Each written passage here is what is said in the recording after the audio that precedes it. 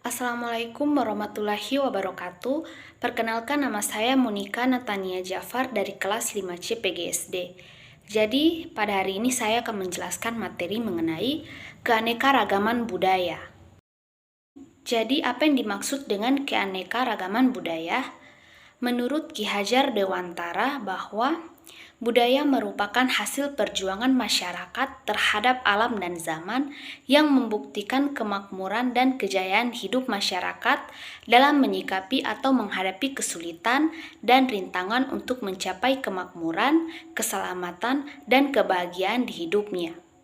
Jadi, budaya adalah keseluruhan dari sikap dan pola perilaku serta pengetahuan yang merupakan suatu kebiasaan yang diwariskan dan dimiliki oleh suatu anggota masyarakat tertentu.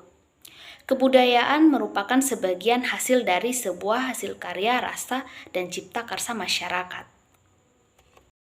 Selanjutnya yaitu unsur-unsur budaya menurut Kluckhohn.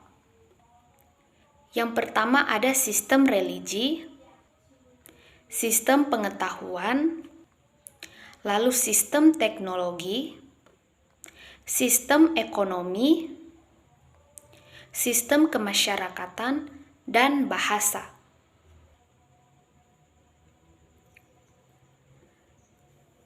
Jadi, yang pertama yaitu sistem religi.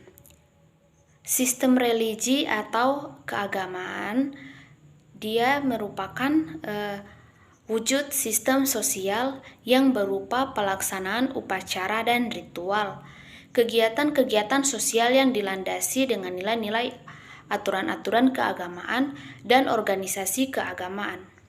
Adapun religi agama dalam wujud kebudayaan fisik yaitu berupa bangunan candi, patung dewa-dewa, masjid, peralatan upacara, dan peralatan ibadah lainnya.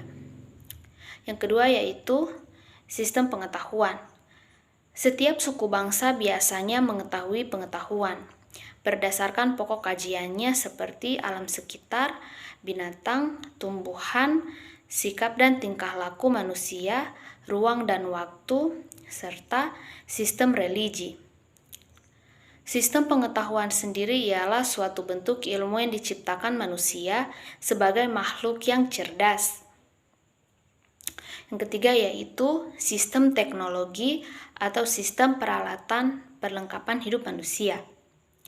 Ada 8 sistem peralatan yakni alat-alat produksi, senjata, wadah, alat untuk menyalakan api, makanan, minuman, pakaian, tempat berlindung, dan alat-alat transportasi. Sistem teknologi sendiri merupakan hasil karya manusia sebagai Homo fiber. Selanjutnya yaitu sistem ekonomi atau mata pencarian hidup. Sistem mata pencarian hidup pada kebudayaan antar suku bangsa antara lain yaitu berburu, meramu, bercocok tanam di ladang, beternak, menangkap ikan, bercocok tanam dengan sistem irigasi. Selanjutnya yaitu sistem kemasyarakatan atau sistem sosial. Kehidupan masyarakat diatur dan diorganisasi oleh adat istiadat beserta aturan-aturan mengenai bermacam-macam kesatuan dalam lingkungan hidup masyarakat. Pada masyarakat tradisional, sistem kekerabatan berpengaruh besar dan sangat mengikat di antara mereka. Seiring dengan perkembangan zaman, fungsi kekerabatan biasanya mulai berkurang dan agak longgar. Selanjutnya yaitu bahasa. Penggunaan bahasa dalam suku bangsa yang tinggal dalam satu wilayah akan saling mempengaruhi. Di daerah perbatasan, dua suku bangsa akan terjalin hubungan yang sangat intensif sehingga akan terjadi saling mempengaruhi antar unsur-unsur bahasa dari kedua belah pihak. Contohnya yaitu di Pulau Jawa yang terdapat dua suku yaitu suku Jawa dan suku Sunda. Selanjutnya yaitu beberapa bukti dari kekayaan budaya Indonesia. Yang pertama yaitu keragaman suku bangsa. Indonesia sendiri memiliki berbagai macam suku bangsa seperti ada suku Toraja, Bali, dan Lombok, Ambon, Irian, Timor, serta Jawa Tengah dan Jawa Timur, Jawa Barat, Surakarta, Ternate, dan masih banyak lagi. Yang kedua yaitu keragaman religi. Indonesia sendiri terdapat 6 agama yang diakui secara resmi, yakni ada Islam, Katolik, Protestan, Hindu, Konghucu, dan Buddha. Yang ketiga yaitu keragaman seni dan budaya. Suku bangsa yang beraneka ragam menghasilkan seni dan budaya, baik itu seni sastra, seni tari, seni musik, dan lain-lain. Dan yang terakhir yaitu keragaman bahasa daerah. Bahasa daerah masing-masing provinsi menghasilkan keragaman bahasa seperti Jawa, Sunda, Bali, Sumba, dan lain-lain. Begitupun dengan yang berada di Pulau Sulawesi yang memiliki banyak jenis bahasa daerah. Selanjutnya yaitu manfaat yang didapat dari seni. Yang pertama yaitu menumbuhkan sikap nasionalisme. Jadi kita sebagai anak-anak muda harus menumbuhkan rasa sikap nasionalisme kita melalui seni. Contohnya seperti yang di Gorontalo ada seni langga. Jadi kita sebagai masyarakat atau anak muda harus melestarikan seni langga tersebut sebagai bentuk rasa sikap nasionalisme kita. Selanjutnya yang kedua yaitu identitas bangsa. Indonesia memiliki banyak sekali suku dan budaya yang menjadi pembeda dari negara-negara lain. Jadi itulah yang disebut sebagai identitas bangsa. Jadi itu sebagai pembeda dari negara-negara lain. Lalu yang ketiga sebagai alat pemersatu bangsa. Karena Indonesia memiliki berbagai macam suku, ras, budaya, agama. Jadi dari suku-suku dan kebudayaan itulah yang menjadi alat pemersatu bangsa, alat pemersatu semua keragaman yang ada di Indonesia. Lalu sebagai atraksi wisata.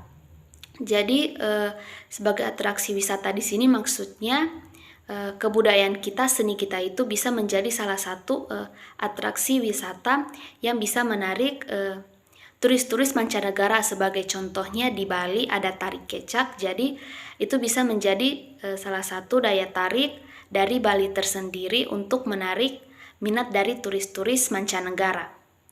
Lalu selanjutnya menambahkan pendapatan nasional. Nah, seperti yang sudah saya jelaskan di atraksi wisata, jadi karena adanya turis-turis mancanegara tentu saja bisa menjadi pendapatan nasional bagi negara kita, terutama khususnya Bali yang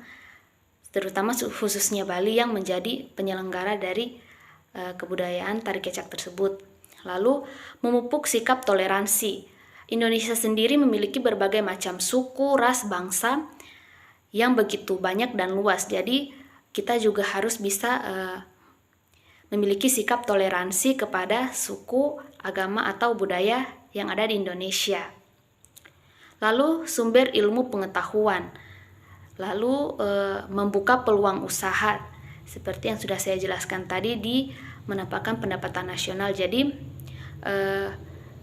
kita sebagai masyarakat Indonesia nantinya bisa membuka berbagai macam peluang usaha melalui sistem kebudayaan dan seni yang kita miliki. Lalu yang terakhir sebagai sumber inspirasi bagi para kreator industri kreatif. Selanjutnya yaitu keragaman budaya sumber inspirasi industri kreatif. Contohnya yaitu seperti industri kreatif yang ada di Jerman, yang termaksud ke dalam sektor ekonomi paling inovatif. Di Jerman sendiri, kontribusi cabang industri ini pada pendapatan nasional atau produk domestik bruto terus meningkat dan kini sudah setingkat dengan penghasilan cabang industri besar, seperti konstruksi mesin pada tahun 2013. Omset sektor usahanya sendiri berbasis kreativitas yang mencakup sekitar 249.000 perusahaan dan 1,5 juta tenaga kerja yang mencapai kurang lebih 145 miliar euro. Inti dari kegiatan ini dalam industri budaya dan kreatif adalah penciptaan konten, harga, produk, hasil rancangan, atau jasa di bidang kesenian serta kebudayaan, musik, arsitektur, dan seni rupa. Selanjutnya yaitu keragaman budaya Indonesia. Yang pertama yaitu rumah adat. Jadi rumah adat ini dibangun dari generasi ke generasi tanpa mengalami perubahan sedikit pun. Yang kedua yaitu ada upacara adat. Upacara adat di sini ini menjadi salah satu bentuk ya. Jadi upacara adat di sini dia terbagi dari ada upacara menyambut tamu, upacara untuk kematian, dan upacara untuk religi. Selanjutnya yaitu pakaian adat. Jadi pakaian adat ini juga menjadi salah satu identitas bagi daerah-daerah tertentu. Pakaian adat sendiri ini bisa dipakai dalam kehidupan sehari-hari ataupun dalam upacara religi atau dalam adat-adat lainnya. Lalu ada tarian adat. Tarian adat di berbagai daerah itu juga banyak macam. Selain sebagai untuk tarian penyambutan, biasa juga dipakai dalam tarian adat religi. Selanjutnya yaitu ada alat musik dan lagu tradisional. Alat musik sendiri berbagai macam di tiap-tiap daerah. Jadi tiap-tiap daerah itu dia memiliki berbagai macam alat musik sendiri. Lagu tradisional sendiri dia biasanya menceritakan tentang masyarakat setempat yang hidup biasanya dia menjelaskan tentang masyarakat setempat atau biasa menjelaskan tentang kehidupan masyarakat, dan biasanya lagu tradisional ini dia biasa memiliki makna yang mendalam. Lalu ada senjata tradisional. Senjata tradisional sendiri dia menjadi salah satu identitas bangsa yang turut memperkaya kebudayaan Nusantara.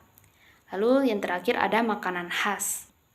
Makanan khas merupakan produk budaya berwujud nyata yang sangat mudah dikenal sebagai identitas. Selanjutnya yang terakhir, wujud sistem kebudayaan. Jadi yang pertama yaitu wujud sistem budaya.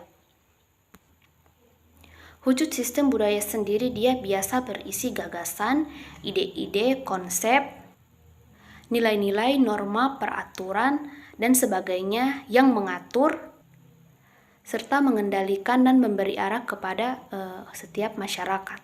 Lalu yang kedua ada wujud sistem sosial.